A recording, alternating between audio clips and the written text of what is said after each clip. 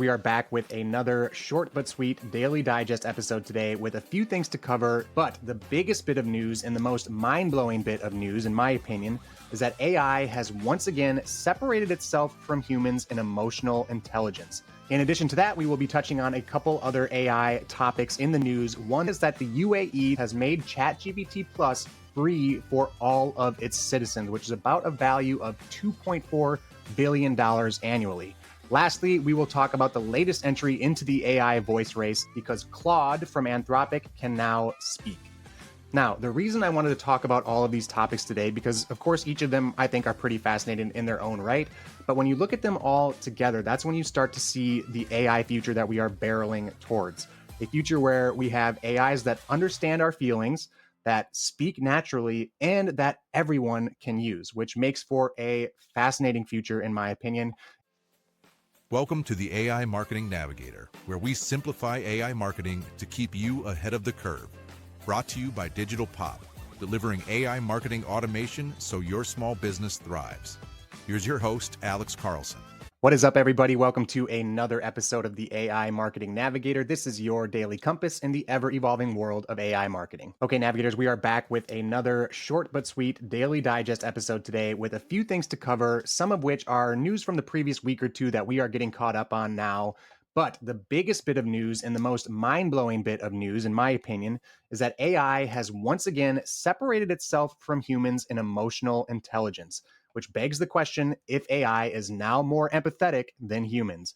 Because AI just outperformed humans by about 16% in emotional intelligence tests, scoring 82% versus the human average of 56% on these tests. In addition to that, we will be touching on a couple other AI topics in the news, one that has a great deal to do with AI adoption and potentially the shaping of the AI accessibility future, and that is that the UAE, the United Arab Emirates, has made ChatGPT Plus free for all of its citizens, which is about a value of $2.4 billion annually. Talk about your golden contracts to get as a business when you think about ChatGPT or OpenAI nailing an entire country worth of memberships. Lastly, we will talk about the latest entry into the AI voice race and the surprising fact that it has taken them this long because Claude from Anthropic can now speak. Okay, let's get into these topics and what they mean for the evolution of AI as a whole. First, the shocking results on emotional intelligence from AI. And this is from a study that took place at a university in Geneva and Bern, where they tested 6 major AI models, including Gemini, ChatGPT, and Claude, on emotional intelligence, standard emotional intelligence tests that are administered typically to humans. And again, we saw a gap of about 16% in performance with that 82% lead that AI holds over the 56% that human scores typically achieve. These tests included real-world scenarios like workplace conflicts, relationship issues, all the things that you would typically like to see an emotionally intelligent person or AI being able to handle well.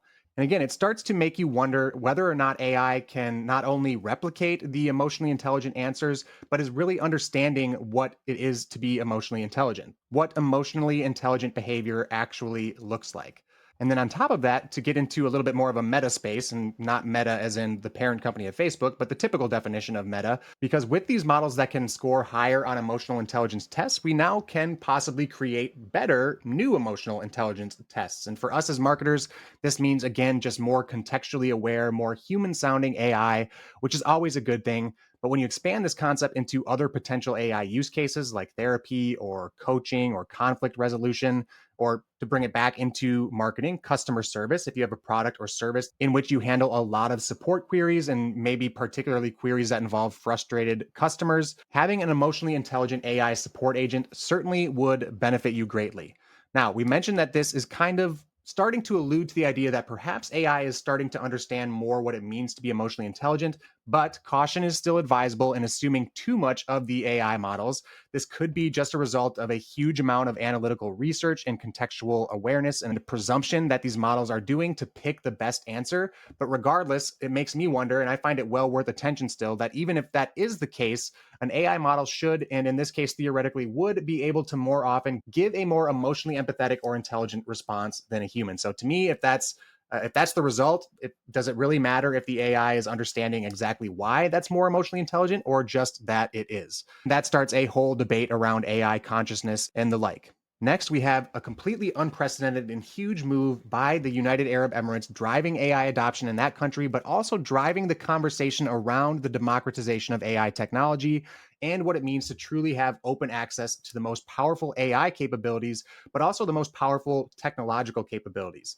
This unprecedented move, again, was the decision by the UAE to grant access to all 10 million of its residents to ChatGPT Plus, with the government absorbing all of the costs. Now, the UAE has been very active in the AI space in addition to this, as far as investing and building and creating infrastructure, participating in the Stargate project with the goal of developing a 1 gigawatt supercomputing center in Abu Dhabi with coalitions and partnerships with, of course, OpenAI, but through that Stargate project, also Oracle and NVIDIA and Microsoft and SoftBank, investing up to $20 billion total. So, what could this mean for AI access, for AI democratization?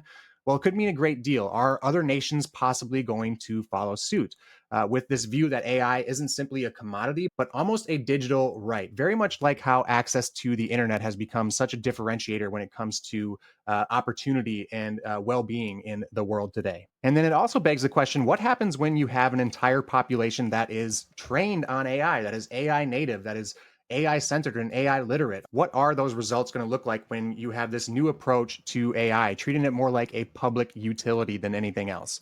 And I just find it fascinating. I think it is an encouraging idea. Let me know in the comments if you think this is an approach that we should all be taking to AI, or if you think it's kind of just idealist nonsense. Okay, and then last but not least, for our quick little daily digest episode today, we have news coming from a couple of weeks ago, I believe, that Claude has introduced a voice mode to their mobile application, which is a key point to note that is only in the mobile application right now that this is going to be available. I'm hoping to see it in the web app soon. If you hop into the app, though, and click on the little voice icon in the lower right-hand corner, it's going to walk you through a little introduction to the voice mode. It's going to let you know about the different voice options. Looks like there are 5 currently available. They are buttery, airy, mellow, glassy, or rounded. And that kind of just has to do with the tones or the sounds, and each one is a different voice. And the goal is to make it completely seamless with actually the ability to switch back and forth between regular chat and voice chat. And it even incorporates the use of some visual aids, some visuals that accompany or highlight what Claude is saying when it speaks, which I think is really interesting. On top of that, it integrates completely with the existing connections or integrations that are available in Claude, Google Calendars, email, documents, all hands-free and all via voice. It can also analyze PDFs and images and spreadsheets, basically the same capabilities that have been possible, but now with the ease of simply speaking to the model. Now, compare this to existing voice models out there, like on ChatGPT, for instance, and the quality of the voices are pretty comparable, but Claude comes out ahead when it comes to those integrations with other apps in their voice mode. However, ChatGPT comes out well ahead when it comes to the multilingual nature of their voice mode. So Claude is only available currently in English. So the race is still very much on for the best voice assistant. Now, the reason I wanted to talk about all of these topics today, because of course, each of them I think are pretty fascinating in their own right. But when you look at them all together, that's when you start to see the AI future that we are barreling towards. A future where we have AIs that understand our feelings, that speak naturally, and that everyone can use, which makes for a fascinating future, in my opinion. It signals again that shift away from these chatbots, a search tool, just an answer engine, as it were, to a true personal assistant or an actual action engine, to use a term from today's Marketing Against the Grain episode, which, totally random aside, you should absolutely check out. They talk about visibility within LLMs and how you can control that or at least monitor it.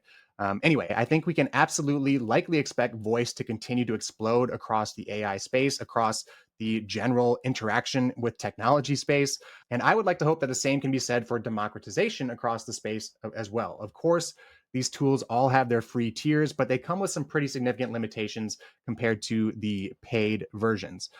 Every day, it seems like we kind of hit a new inflection point or cross a new Rubicon. And in the last couple of weeks, those have been a more empathetic, more emotionally intelligent AI environment, a more openly accessible, more democratized AI environment, and a more natural and seamless AI environment. And as I always like to keep in mind, and as you should too, this is as bad as it's going to be today. I mean, yes, that baseline moves every single day. The bar is being raised, but it is only going to get better each. Okay, that does it for today's episode. If you enjoyed the show or found it useful in any way, please do me a favor and follow on Spotify or subscribe on your podcast platform of choice. A review on top of that would be even more appreciated. It is by far the most helpful thing you could do for the show. Also, if you are watching on YouTube, make sure to hit that subscribe button and turn on all notifications so you get notified each time we drop an episode. Until then, and as always, thank you so much for joining me, and remember to stay curious, stay consistent, and keep navigating forward. Bye. Thanks for listening to the AI Marketing Navigator. Ready to simplify your own marketing automation? Digital Pop helps make it happen so your small business can scale your marketing fast. Learn more at thedigitalpop.com.